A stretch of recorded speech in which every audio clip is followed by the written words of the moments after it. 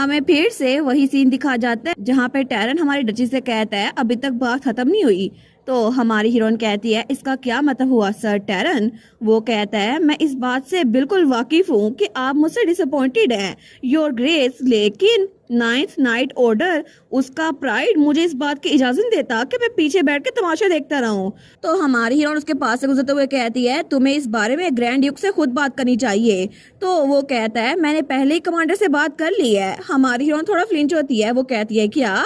वो सोचती है इसने सच में ग्रैंड ड्यूक से खुद बात की, हालांकि ये इतना प्राउडी है फिर भी। वो कहती है अच्छा तो क्या ग्रैंड ड्यूक ने आपको परमिशन दे दी? वो कहता है उन्होंने कहा था कि अगर आप माफ कर दे तो फिर यही मैटर करता है योर ग्रेस। और तब वो शर्मिंदा लग रहा था। हमारे वो सोचती है ये क्या, इसके ये पिटीफुल एक्सप्रेशन, ऐसा लगता है कि जैसे ये तो बहुत ज्यादा शर्मिंदा है, अब मैं क्या करूं। लेकिन अब मैं इसको देख रही हूँ तो इसको देखकर तो मुझे लग रहा है कि ये अपने लुक्स का इस्तेमाल कर रहा है ताकि मैं इसको सजा ना दूं। फिर भी ओनर तो किसी नाइट के लिए लाइफ और डेथ की सिचुएशन होती है और ये अपना सर ऐसे झुका रहा है अपने ऑर्डर के डिसिप्लिन के लिए। तो मुझे लगता है कि मुझे अभी के लिए इस मामले को जान देना चाहिए। तो हमारी डचीज एनेट कहती है अगर आप सच में इतनी माफी मांग ही रहे हैं तो आई सपोज मेरे पास कोई चॉइस नहीं है। मैं अच्छे से वाकिफ हूँ कि नाइन्थ नाइट ऑर्डर उसकी कैपेबिलिटीज क्या है, तो मैं आपको अपने आप को एस्कॉर्ट करने की परमिशन दे देती हूँ। टैरन कहता है सच में your grace, thank you so much. तो हमारी उन कहती है मुझे पहले ही थोड़ा गिल्टी फील हो रहा था कि फर्स्ट नाइट ऑर्डर उन पे काम का बहुत ज्यादा बर्डन पड़ा हुआ है, इसी वजह से मुझे लगता है कि कभी कभार काम इनको भी मिलना चाहिए, नाइन्थ नाइट ऑर्डर को भी। क्या आप एग्री नहीं करते सर नोटन? तो नोटन कहता है मुझे नहीं लगता कि ये कोई अच्छा आइडिया है योर ग्रेस। तो हमारी उन कहती है सर नोटन। वो कहता है जी मैं समझ गया। तो तभी वहां पर सिसिलिया कहती है अरे योर ग्रेस अगर ऐसा ही है तो फिर आज आपको कौन एस्कॉर्ट करेगा, कौन सा नाइट ऑर्डर? तो हमारी हीरोइन दोनों की तरफ देखती है, दोनों कहते हैं योर ग्रेस। तो टैरन कहता है नाइन्थ नाइट ऑर्डर वो रेडी है। तो नोटन भी कहता है फर्स्ट नाइट ऑर्डर वो आपको लेके जाना चाहेगा, आप प्लीज हमें अलाउ करें। हमारी हीरोइन सोचती है ये सिचुएशन अचानक से ऐसी कैसी हो गई, पहले तो डिसाइड किया था कि मैं सर नोटन के साथ जाऊंगी, लेकिन थोड़ी देर बाद हमें वहां पर वो लेक का सीन दिखा जाता है। तो वो लोग कहते हैं हम लोग पहुंच गए और ग्रेस, और तभी हमारी हीरोइन की बग्गी वहां पर आकर रुकती है। वो सोचती है सच में क्या मैंने ठीक किया, क्योंकि ये तो कुछ ज्यादा ही हो रहा है। ये दोनों तो लड़ी जा रहे थे। सर नोटन कह रहे थे क्या पहले डिसाइड नहीं हो गया कि आज फर्स्ट नाइट ऑर्डर हमारी डचेस को एस्कॉर्ट करेंगे? हमारे नाइट्स ने पहली सारी तैयारी कर ली है। तो टैरन कहता है नाइन्थ नाइट ऑर्डर वो भी तैयारी कर चुका है, और वैसे भी फर्स्ट नाइट ऑर्डर तो आजकल बड़ा बिजी रहता है, तुम लोग को थोड़ा ब्रेक लेना चाहिए। तो वो सोचती है इन लोग के लड़ने की वजह से मेरे पास कोई चॉइस नहीं थी, मैंने दोनों को अलाउ कर दिया। और तब जब बग्गी रुकी थी ना, दोनों ने उसकी तरफ हाथ बढ़ाया था। वो सोचती है क्या ये ठीक रहेगा, लेकिन तब उसे दोनों का ही हाथ पकड़ लिया था। तो पीछे से सिसिलिया आहिस्ता आवाज में कहती है ऐसा लगता है जैसे किसी प्रिजनर को लेके जाया जा रहा हो। तो हमारी हीरोइन कहती है चुप हो जाओ तुम तो। लेकिन तभी वो सामने देखती है, वो कहती है वाओ आप यहाँ पर पहले पहुंच गए सर इनोलिस। और वहाँ पे वही विजिट था जिसने हमारी हीरोइन को पहले हील किया था। तो हमारी हीरोइन उसकी तरफ जाती है। वो कहता है आखिर ये दोनों आपको बिल्कुल बतखे बच्चों की तरह फॉलो क्यों कर रहे हैं? क्या मैं इन दोनों की लॉयल्टी को प्रेज करूं कि इतनी पीसफुल लेक साइड पर भी वो आपको प्रोटेक्ट करने के लिए इतने सरगर्म हैं? ये लोग तो बहुत ही ज्यादा शोर कर रहे हैं। तो वो दोनों थोड़े फ्लिंच होते हैं, लेकिन तब हमारी हीरोइन वो कहती है ठीक है अब काम की बात पे आते हैं। तो वो कहता है आप कह रही हैं कि मैं फाउंटेन के साथ म्यूजिक प्ले करूं? वो कहती है बिल्कुल, और सिर्फ तुम्हें म्यूजिक प्ले नहीं करना, मैं चाहती हूँ कि उस मेलोडी पर वाटर भी डांस करे। तो हमारी हीरोइन उसको बताते हुए कहती है जैसे कलरफुल लाइट्स जो कि म्यूजिक के साथ बीट करें, और कोई ऐसा फाउंटेन शो जो रात के वक्त जरा हाईलाइट हो। तो वो विजिट कहता है ये तो बहुत ही जरा अजीब लगेगा। हमारी हीरोइन कहती है नहीं ये बहुत ज्यादा वंडरफुल और ग्रैंड लगेगा, इसी वजह से मैं आपको बता रही हूँ क्योंकि आप एक आर्टिस्ट है सर इनोलिस। तो इनोलिस कहता है मेरी ऐसी तारीफें करना बंद कर दें। वो सोचती है देखो सही ग्रैंड जिसे कैसे बात कर रहा है, लेकिन तब उसे कहती है मैं सीरियस हूँ। जब से मैंने ड्यूक के साथ आपके लगाए हुए स्ट्रीट लैंप्स देखे थे ना, मुझे लगा था आप में पोटेंशियल है। और तब वो उसकी तारीफें करते हुए कहती है प्लीज पूरे एम्पायर में कोई भी ऐसा मेज नहीं होगा जो आप जरा स्किल्ड हो, और वैसे भी ऐसे मेज को ढूंढना बहुत ज्यादा मुश्किल है जो आपकी तरह ब्यूटीफुल भी हो। वो कहता है सबसे पहली बात दुनिया में ऐसा कोई मेज है ही नहीं जो मुझसे स्किल्ड हो। वो कहती है ना मैं भी यही कह रही हूँ। तो क्या आप वो फाउंटेन बना देंगे प्लीज प्लीज? तो वो कहता है वेल मैं ये कर सकता हूँ, मैं आपकी बात मान जाऊंगा और आपको लेट डाउन नहीं करूंगा। और इसके अलावा एक और बात, इनोल काफी है, आपको मेरा पूरा नाम इनोलियस लेने की जरूरत नहीं है। वो कहती है क्या? वो कहता है मेरा मतलब है मेरा नाम सिर्फ इनोल काफी रहेगा। तो हमारे उन कहती है ओ माई, आप मुझे परमिशन दे रहे हैं मैं आपका निकनेम लूं?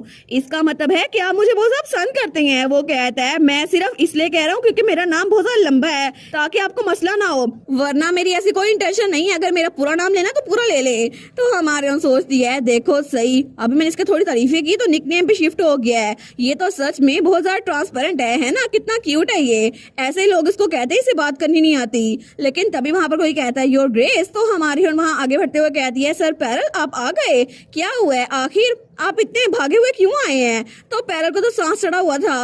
वो कहता है मैं अभी मर्चेंट एसोसिएशन से लौट के आ रहा हूँ और मुझे बताया गया है कि कोई सिंगल एप्लीकेशन वो भी सबमिट नहीं हुई शॉपिंग डिस्ट्रिक्ट के लिए। हमारी उन कहती है क्या? वो सोचती है हमने उनको फ्री एंट्री दे दी थी, इसके अलावा हमने उनको कहा था 3 महीनों का रेंट भी नहीं लेंगे, इसके बावजूद भी कोई एप्लीकेशन नहीं आई, हालांकि हमने इतनी अच्छी कंडीशंस रखी थी। इसका मतलब है कोई जो टॉप पे है ना वही सब कुछ करवा रहा है और उसने मर्चेंट्स पे प्रेशर डाला हुआ है। तो हमारी हीरोइन कहती है सर पैरल कंस्ट्रक्शन ऑफिस से अभी क्राफ्टमैन को बुलाएं, मुझे शॉपिंग डिस्ट्रिक्ट के ब्लूप्रिंट में थोड़ी सी चेंजेस करनी है। वो कहता है अभी आपका मतलब है? हमारी कहती है बिल्कुल, क्योंकि इस बार हम शॉप के साइज को डबल करने वाले हैं। तो वो सोचता है डबल, सच में ये पॉसिबल हो भी सकता है? तो वो कहती है इसके अलावा सिसिलिया मुझे तुमसे भी काम है। सिसिलिया कहती है जी और ग्रेस। तो हमारे उन कहती है मुझे लगता है कि हमें नॉर्दर्न न्यूज के अंदर एडवर्टाइजमेंट चलानी होगी ताकि लोगों को पता चल सके कि शॉपिंग डिस्ट्रिक्ट कोई आम सी जगह नहीं है और मैं नहीं चाहती कि कोई भी मुझे पीछे करे, क्योंकि मैं उन सबके रोकने के बावजूद भी आगे बढ़ के रहूंगी। और थोड़ी देर बाद हमें ट्रेनिंग ग्राउंड का सीन दिखाया जाता है जहाँ पे कोई अपनी तलवार से वहाँ पे बहुत सारे पुतलों को उखाड़ के फेंक रहा था और वो था हमारा ड्यूक जिसने वहाँ पर हर एक पुतले को काट फेंका था। वो सोचता है ट्रेनिंग तो खत्म हो गई लेकिन ग्रैंड डचेस वो भी लेट है। तभी पीछे से उसे बग्गी की आवाज आती है तो वो पीछे मुड़कर देखते हैं। वो कहता है ग्रैंड डचेस और वहाँ पर फर्स्ट नाइट ऑर्डर और नाइट ऑर्डर के साथ हमारी हीरोइन की बग्गी आ रही थी। लेकिन तब हमारा ड्यूक वो आगे बढ़ता है और हमारी हीरोइन को खुद पिकअप करता है। वो कहता है आप यहाँ पर आ गई डचेस? तो हमारी हीरोइन कहती है योर ग्रेस क्या आप ट्रेनिंग के दरमियान थे? वो कहता है नहीं मैंने अभी ट्रेनिंग खत्म की है और अगर आपके साथ ठीक हो तो क्या हम लोग आज रात डिनर कर सकते हैं, हमने बहुत लंबे अरसे से इकट्ठे डिनर नहीं किया। वो कहती है ओ सच में, लेकिन मैंने तो सिसिलिया से वादा कर लिया था मैं उसके साथ खाना खाऊंगी। लेकिन तभी वहां पर क्रैक की आवाज आती है। वो कहती है क्या ये कौन सी आवाज थी? लेकिन वहां पर हमारे हीरो ने जो बग्गी का दरवाजा पकड़ा हुआ था ना उसने वही हैंडल तोड़ दिया था। वो कहता है नहीं कुछ भी नहीं हुआ। लेकिन पीछे से नोटन सोचता है मुझे लगता है इनका मूड वो खराब हो गया है और अगर ये बुरा हुआ ना तो हर ग्रेस के जाने के बाद वो डेफिनेटली मेरे पीछे पड़ जाएंगे, मेरे साथ ट्रेनिंग करो और जब तक मेरी कलाइयां टूट नहीं जाएंगी ना वो मेरे साथ ट्रेनिंग करते रहेंगे। तो नोटन कहता है एक्सक्यूज मी योर हाइनेस, मुझे माफ कीजिएगा। लेकिन वो सिसिलिया को पकड़ते हुए कहता है असल में मुझे सिसिलिया के साथ डिनर करना है, मेरी बहन के साथ मैंने कितने लंबे अरसे से डिनर नहीं किया, तो क्या मैं अपनी बहन को लेके जा सकता हूँ? तो तब सिसिलिया कहती है क्या बकवास कर रहे हो, ऑब्वियसली हर ग्रेस के साथ प्रॉमिस पहले आता है। लेकिन नोटन अपनी बहन सिसिलिया को घूर कर देखता है, वो दिल में सोचता है बस चुप रहो प्लीज। सिसिलिया कहती है मुझे माफ कीजिएगा योर ग्रेस, हालांकि आपने मुझे डिनर पे इन्वाइट भी किया था लेकिन क्या मैं अपने भाई के साथ डिनर कर सकती हूँ? तो हमारे उन कहती है ऑफ कोर्स आप अपने आप को एंजॉय करें। और ड्यूक तो ये सुनकर थोड़ा ब्लश करा था लेकिन तब सिसिलिया अपने भाई को लेके जा रही थी। वो उसे कहती है अगर ये इंपॉर्टेंट ना हुआ ना तुम तो गए काम से।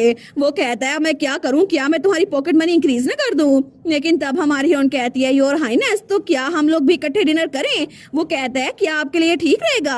तो हमारी हीरोइन कहती है ऑफ कोर्स, मुझे लगता है उन दोनों बहन भाइयों को थोड़ा ब्रेक मिलना चाहिए क्योंकि हमारी वजह से वो बड़े बिजी थे आफ्टर ऑल, तो हमें भी इकट्ठे टाइम गुजारना चाहिए है ना? तो ड्यूक कहता है मैं समझ गया, आपको मेरे साथ डिनर करके अच्छा लगेगा।